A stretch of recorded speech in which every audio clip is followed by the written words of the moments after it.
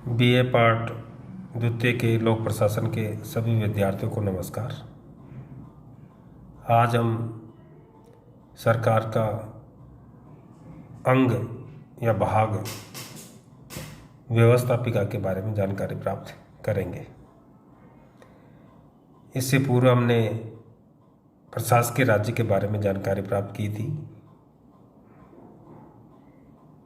और अब हम सरकार की जो प्रमुख 3 शाखाएं हैं और इन 3 शाखाओं में जो पहली शाखा है व्यवस्था,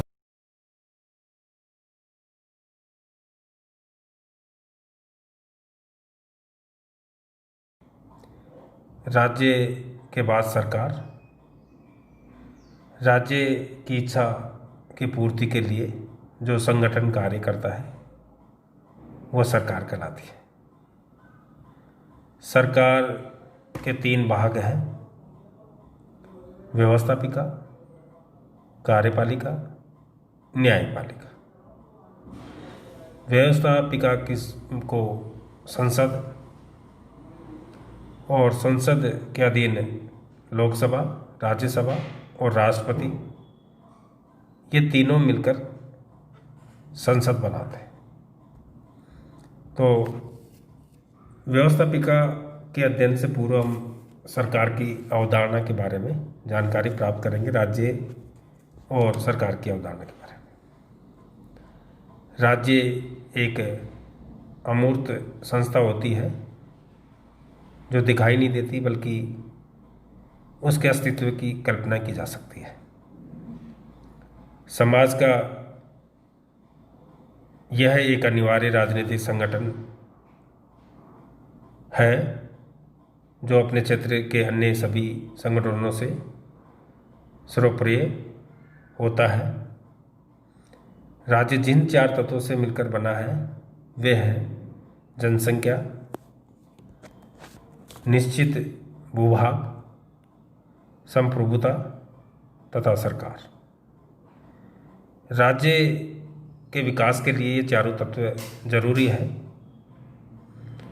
इन चारों तत्वों का अस्तित्व होने पर ही राज्य कोई देश राज्य कहला सकता है, जिसमें संप्रभुता प्रमुख है। बिना लोगों की शक्ति लोग किसी के गुलाम नहीं हो, स्वयं की शक्ति हो, किसी के अधीन नहीं हो और अपने माध्यम से वो अपनी सत्ता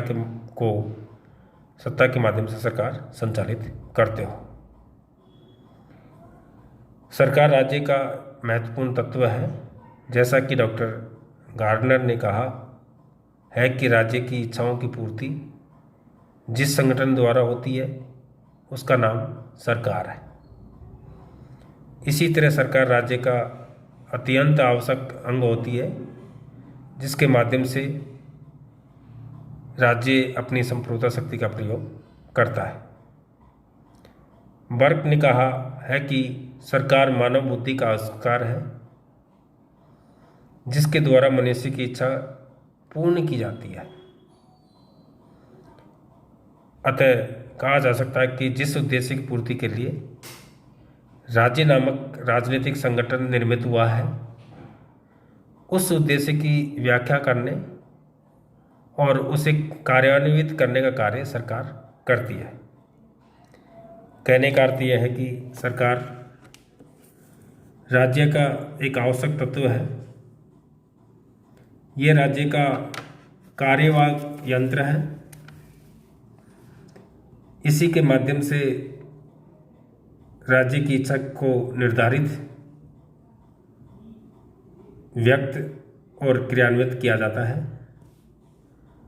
सरकार पर राज्य के कानून बनाने, उन्हें क्रियान्वित करने और उनका उल्लंघन करने वालों को उचित दंड दिलाने का उत्तरदायित्व होता है। अब हम जो सरकार की जो कार्य है उनका विभाजन किस आधार पर किया गया है और किस सिद्धांत के माध्यम से किया गया है, वो सिद्धांत है शक्ति पृथक्करण का सिद्धांत। क्या है शक्ति पृथक्करण का सिद्धांत? सरकार अन्य कार्यों का निष्पादन करती है मुख्य रूप से कानून का निर्माण, इनका क्रियान्वयन व इनकी व्याख्या। राजनीति विज्ञान के प्रमुख विचारकों ने सरकार के इन वर्धित कार्यों को एक ही निकाय द्वारा किया जाना उसके पथभ्रष्ट होने या निरंकुश होने का कारण माना है। इसलिए विभिन्न विचारकों ने शक्ति के पृथक्करण का सिद्धांत प्रतिपादित किया है। शक्ति पृथक्करण सिद्धांत के प्रमुख विचारक मोंटेस्क्यू है। मोंटेस्क्यू एक फ्रांसीसी विचारक थे, राजनीतिक विचारक थे। वो न्यायाधीश भी रहे और एक अच्छे उपन्यासकार भी माने जाते हैं। उनकी इतिहास, दर्शन शास्त्र और कानून और राजनीतिक में गहरी रुचि थी, जिसके बदौलत वे एक अच्छे व्यवसायिक न्यायाधीश, न्यायविद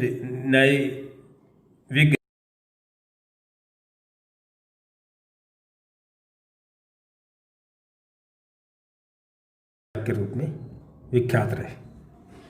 उन्हें प्राचीन राजनीतिक इतिहास का अच्छा ज्ञान था और इस ज्ञान के कारण ही उन्होंने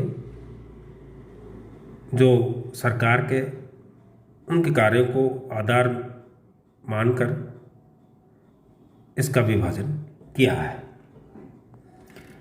मोंटेस्क्यू ने शासन के मुख्य कार्यों के आधार पर इन्हें 3 भागों में विभाजित करने की अनुशंसा की है, जिसमें व्यवस्थापिका को विधि निर्माण, कार्यपालिका को विधि के क्रियान्वयन और न्यायपालिका को विधि की व्याख्या अथवा उल्लंघन करने वाले को दंड और न्याय करने हेतु अधिकृत किया गया है।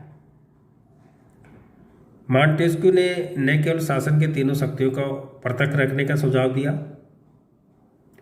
बल्कि ये भी कहा कि उनका संचालन भिन्न भिन्न व्यक्तियों या व्यक्ति समूह द्वारा किया जाना चाहिए, क्योंकि यदि शासन की तीनों शक्तियां किसी एक हाथ में एकत्रित होगी तो पथभ्रष्ट होने की संभावना है और वो संस्था का विनाश निश्चित हो जाएगा। ये उनका मानना है। शक्ति पृथक्करण सिद्धांत के अनुरूप वर्तमान में संपूर्ण विश्व में सरकार का संगठन 3 अंगों को मिलाकर किया गया है: व्यवस्थापिका, कार्यपालिका और न्यायपालिका। आज हम व्यवस्थापिका के बारे में जानकारी प्राप्त करेंगे। व्यवस्थापिका सरकार का सबसे महत्वपूर्ण अंग है।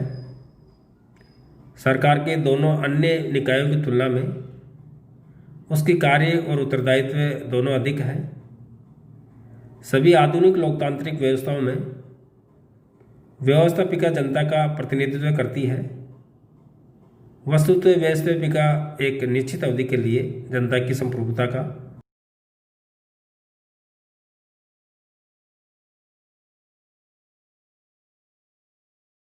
शक्ति अपने जनप्रतिनिधियों को सौंप देती है।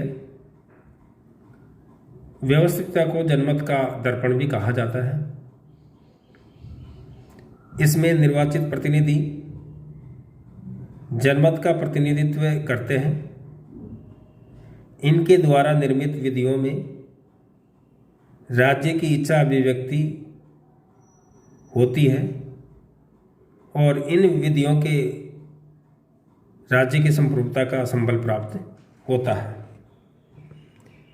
कहने का अर्थ है कि जो जनता द्वारा जनप्रतिनिधि चुन के जाते हैं, जनता की संप्रभुता का वो प्रतिनिधित्व के रूप में उपभोग करते हैं और जनता जो चाहती है उनकी इच्छा के अनुसार नीतियां निर्माण का कार्य वो करते हैं।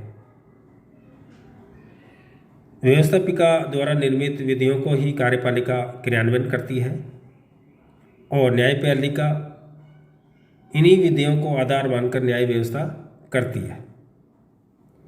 इस तरह व्यवस्थापिका सरकार के जो दो अन्य निकाय हैं, कार्यपालिका और न्यायपालिका के कार्यों के लिए प्रारंभिक आधार प्रदान करती है। व्यवस्थापिका का महत्व किसी भी देश में प्रचलित शासन व्यवस्था के प्रकार पर निर्भर करता है। इस समय जो वर्ल्ड में जितनी भी शासन व्यवस्था है वो पहली निरंकुश शासन व्यवस्था, निरंकुश शासन व्यवस्था में जो व्यवस्थापिका है, जो निरंकुश शासन के अधीन जो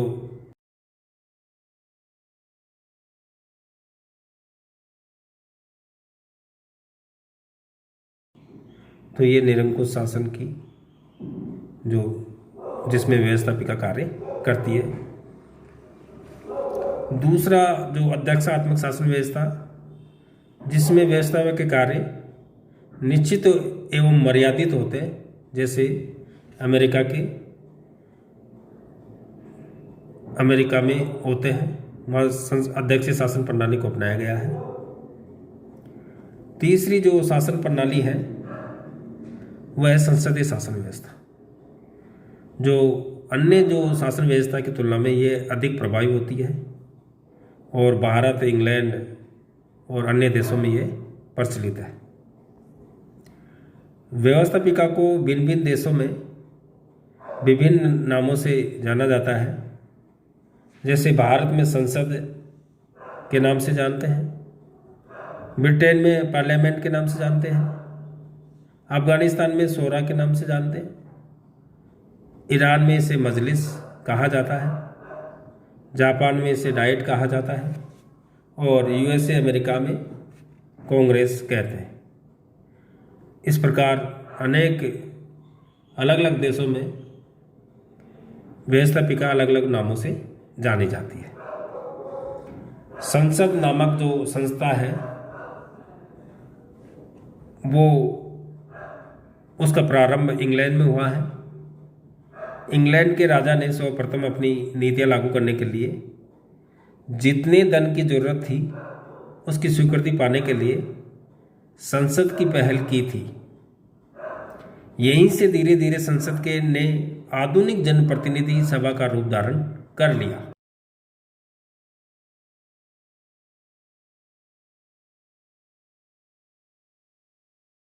जन्मस्थली माना जाता है। धन्यवाद।